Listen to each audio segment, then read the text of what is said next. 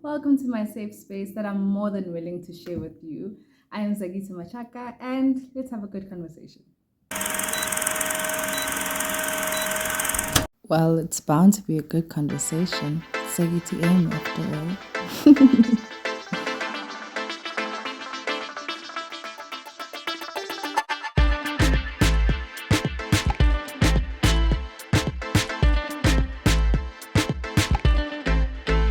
So, last week we were putting together the dots of being mothered to becoming a mother and all the things that I've been able to compare and see and even understand a lot better as I've become a mom. This week, I'll just touch in on a couple of things that I feel like are fears that I've had before as into becoming a mother, into becoming a parent, and some joys and some of the experiences that I've had as a mom. So let's do this. All right. One of the fears I had when becoming a mother, and I want to firstly put a disclaimer that I think the fears that we have are things that we've had to take so much time to come to accept about ourselves. Number one. Secondly, it's things that we realize because now we're older, we're able to see it, okay, things are not so smooth sailing. And as a parent, automatically you want to protect the life that you're bringing into this earth. And you can only do so much. And some of the things that I spoke about last week. But one thing that was a fear of mine while I was pregnant was the fact that my son could come out with a lazy eye. Let me give you this backstory. For me, I've got, I think my left eye is a lazy eye, or squint eye, whichever one that works for you. It, I feel like it's got these muscles that are loose, nyana. They just, they forget here and there to stay on course. So it's something that when I was young, I think I struggled a bit with it.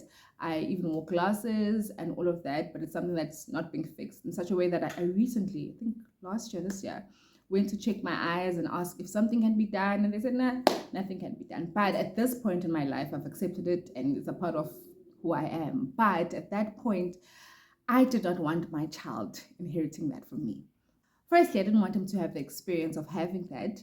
And going back to what I've just mentioned, that you want to protect your child as much as possible, that you don't want them to be exposed to the harsher side of life. And you can't control that. But as a human being, you feel like you can do something about it. So I didn't want my child to experience those kind of things at school, growing up, a bit of insecurity when it comes to that, all of the things that are, and the stigmas are attached to that kind of a situation. Secondly, I didn't want my child inheriting something that has taken me some time to come to terms with, you know? And I've come to terms with it. I'm able to live with it. And someone else can be like, Mara, it's not that bad. But I'm the one who lives with it. So obviously, for me, it is something. For you, could be something else. So for me, seeing that my child would be inheriting something from me that I've had to take so much time to get into, now I have to get into the fact that I have to understand the fact that he has it and then work around it and shit. That idea just scared me. And also seeing myself passing down a limitation, for a lack of a better word, a limitation to my child. It's just like, oh, what have I done? None of these things are in my control. None of these things I could have done anything about. But these are just fears. It doesn't mean that the fear that you've got is too valid or not too valid, but the fact that it's there, something has brought it there, and the question is what do you do about it from there? And you realize with those things that you can end up finding yourself living in fear of the fact that when you leave the house, will you even come back? Living in fear of will you wake up in the morning? Will your legs work? All of those things. And fear is so tormenting and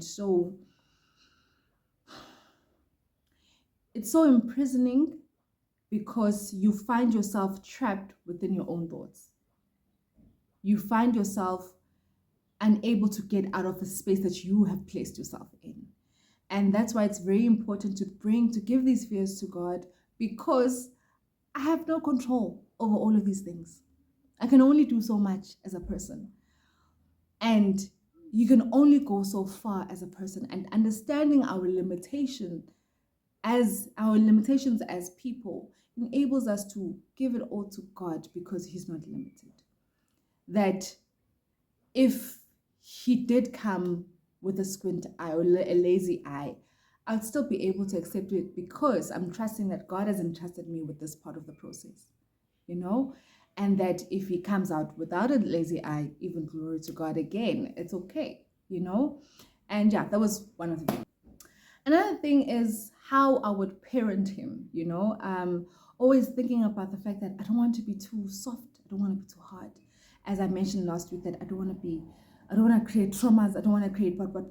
And it all just boils back to what I've just mentioned, that there's only so much you can do. There's only so much you can do. And this goes out to all the parents, new parents, or those who are thinking of becoming parents, or those who even desire to become parents, that there's only so much you can do. You know, there's only so much that you can control. And it's really important to just trust God for the journey, to do the best that you can. Now, moving to my experiences so far, man, oh man. I thought being married teaches you a lot about yourself, but boy, oh boy. Yeah, but let teaches you by yourself, which comes with being married. Now, when you've got a child, it's the application, man. You apply. Yo, man, yo. The fact that our son, the fact that we find him imitating so many of the things we do and the things we say. The fact that we find ourselves grooming and making and raising a human being. The fact that we are not the only ones who are necessarily in control, because Mega Sasandin, when he's still at home, it's you know what you have the first hand. Now when he's exposed to the outside world, going to creche, going to wherever, the people that he's exposed to, things that you wouldn't have wanted him to know as yet, and now it's things that have to become conversations in the household, you know? We were at the doctor the other time, and there was Lumshinwe to scan a pregnant woman, pregnant, yeah, man, the scan. Oh, so we're sitting there. So he's sitting there waiting for the doctor. He's like, "Oh, mommy, let's scan the baby in the tummy." I'm like, You know how it looks. You know, it's him laughing at me now. You know how it looks. You know what it does. You know what the baby is. So now, already, because we go to a call, birds and the bees conversation of umntana qhamuke aeroplaning, like that one already is game over, because I feel like the joke is gonna be on me, you know. So already his world is being exposed to things that we don't necessarily expose him to. The music that he ends up listening to, the language that he ends up picking up. But as he comes home, we need to be because I've seen also how he checks what he yeah pass something or I pass, you know. So it's just being present, making an effort to be present as much as possible.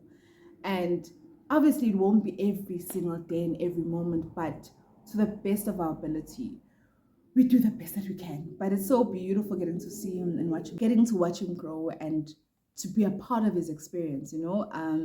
Even how he picks up at the good things, having good manners. The person is becoming, it's also both scary but also so beautiful to see that most of the things that we've desired to have him have are being ingrained into him, especially all the things that we've desired for him to have ingrained in him, it's coming along. And I feel like this is the most important time when he's still young, where we can have a bit of influence in his life before Abochomige take over. I think that's already even linked into the joys of being a parent. The joys of it is the fact that you get to look at someone and you're just like, people, I love that part so much. So much. But getting a chance to bring a life into the world, to be able to raise a life, to be a part of someone's life like that, and being able to watch them grow and experience them grow and be a part of their growth. I'm so grateful to be playing a role in creating a better society with just this one boy that we've got, you know? And obviously he'll make his own choices and decisions, but with what the Lord has given us and tasked us to do, we'll do the best that we can with it. And I'm wishing you the same, and I'm hoping the best for you too. Yeah, that's all for today. It's going to be all right. It's going to be good. Anyway, happy Heritage Day. Oh, Hana, happy Heritage Day. It's also my dad's birthday, so that's was something interesting. Yeah, man. Yeah, I hope you guys are well. Take care. Much love and